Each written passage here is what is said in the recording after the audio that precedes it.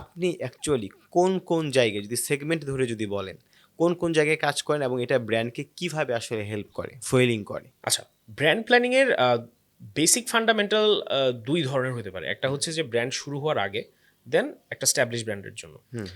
Brand শুরু হওয়ার আগে যেটা করতে হয়, একদম নিটিগ্রিটি থেকে শুরু করে everything you have to outline, you have to fix. যখন একটা স্ট্যাবলিশ ব্র্যান্ড নিয়ে কাজ করা হয় তখন ইটস মোর অ্যাবাউট, যেটা আমি তখন আপনাকে বলতেছিলাম, যে it's like a doctor, being a doctor. যে যখন আমার কাছে কোনো একটা ব্র্যান্ড আসলো, যে বলল আমার এটা হচ্ছে আমার অবজেক্টিভ, এই অবজেক্টিভটার জন্য আমার এই জিনিসগুলা লাগবে, তখন আমরা যেটা করি যে আমরা বোঝার চেষ্টা করি যে এই জিনিসটা আদৌ তার আসলে লাগবে কিনা। কারণ তার একটা ডিফারেন্ট প্রজেকশন আছে, সে ব্র্যান্ডটার ধারক বাহক, এবং তার একটা নিজস্ব ভিশন আছে। আমরা on the other hand are neutral people.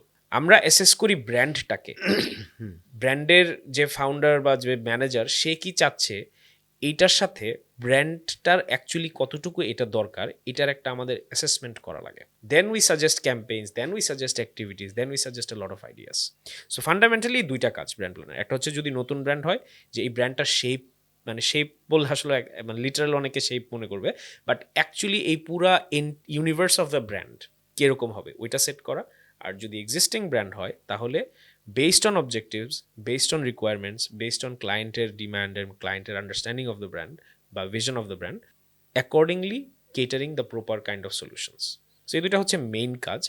আর এর পাশাপাশি আসলে আমাদের যে রিটেনার ক্লায়েন্টরা থাকে, মানে যাদের সাথে আমাদের লং টার্ম কন্ট্রাক্ট থাকে 1 বছর 2 বছর, তাদের জন্য আমাদের একটা জিনিস খুব প্রোঅ্যাক্টিভলি করতে হয়, সেটা হচ্ছে কনস্ট্যান্ট স্টাডি। যে কথার কথা আমি যদি এখন আমার one of the biggest clients হচ্ছে রবি। সো রবির ক্ষেত্রে রবির ক্রিকেটের সাথে স্পন্সরশিপ আছে, বাংলাদেশ ন্যাশনাল টিমের ক্রিকেট স্পন্সর। সো আমার আসলে ট্র্যাক রাখতে হবে যে ক্রিকেট নিয়ে কি কি হচ্ছে পৃথিবীতে, ক্রিকেট নিয়ে কি কনভারসেশন হচ্ছে, ক্রিকেট নিয়ে বাংলাদেশে কি সেন্টিমেন্ট, যে বাংলাদেশ খারাপ খেললে কি হচ্ছে, বাংলাদেশ ভালো খেললে কি হচ্ছে। ওই সেন্টিমেন্টের উপর বেস করে আমাকে কমিউনিকেশন ডেলিভার করতে হবে, ওই সেন্টিমেন্টের উপর বেস করে আমাকে ক্যাম্পেইন ক্রাফট করতে হবে। তা না হলে একটা বড় একটা কোম্পানি ক্রিকেটের মতো একটা জায়গায় এত টাকা, স্পন্সরশিপ ইজ ভেরি এক্সপেন্সিভ, আমরা এটা সবাই জানি। সো এত টাকা কেন দিচ্ছে? বিকজ ক্রিকেটের সাথে সেন্টিমেন্ট অ্যাসোসিয়েটেড কোটি কোটি মানুষের, ক্রিকেটের সাথে ইমোশন অ্যাসোসিয়েটেড কোটি কোটি মানুষের। সো ব্র্যান্ড প্ল্যানিংয়ের জায়গা থেকে I have to keep track of those emotions, যে কখন কোন ইমোশন, কখন রাখতেছে, কখন হাসতেছে, কখন কাঁদতেছে, এবং ওইটার উপর বেস করে I need to stay relevant. এই ইমোশন কানেক্ট করাটা আসলে কেন জরুরি? এখন ধরেন একটা খুব সহজ এক্সাম্পল হচ্ছে যে আপনি কমিউনিকেশনটা দেখছেন কিনা আমি জানি না, অ্যাপল একটা কমিউনিকেশন বানায়, খুব পপুলার একটা কমিউনিকেশন ছিল ওদের ট্যাবলেটের জন্য।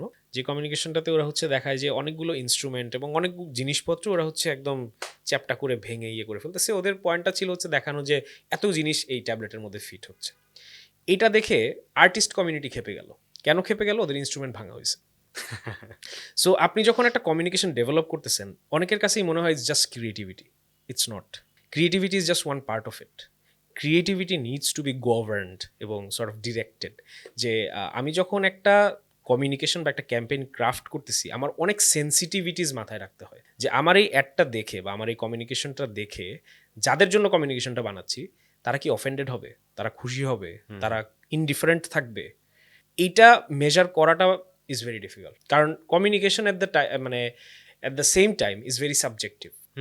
একটা অ্যাড দেখে আপনার অনেক ভালো লাগবে, আমার দেখে একদমই বা কোয়াস লাগবে। রাইট। সো এইটা মানে যেহেতু জিনিসটার কোনো ওই রকম আপনার গদ বাঁধা মানদণ্ড নাই, যে আমি স্কেল মানে মেজারিং টেপ দিয়ে দেখলাম যে ঠিক আছে কিনা, না ওটা হবে না। যেহেতু পুরো জিনিসটাই সাবজেক্টিভ, এই জন্য এটা ফিগার আউট করাটা ডিফিকাল্ট। এবং এই জন্য আপনার হচ্ছে খুব ক্লোজলি মনিটরিং করা লাগে যে আপনার ব্র্যান্ডের ইউনিভার্সে কিছু এলিমেন্টস আছে যেটা ওই ব্র্যান্ডটাকে কনসার্ন করে।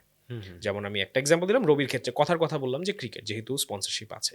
সো ক্রিকেটের ক্ষেত্রে আমার সেন্টিমেন্ট ট্র্যাকিং করতে হবে। এখন ধরেন টিমের উপর যদি সবাই বিরক্ত থাকে, আমি খুব বেশি ওদেরকে ইন্সপিরেশনাল কথা বলতে পারবো না বা বলতে চাবো না, অথবা উল্টাটাও হইতে পারে, আমি আরো বেশি ইন্সপায়ার করবো।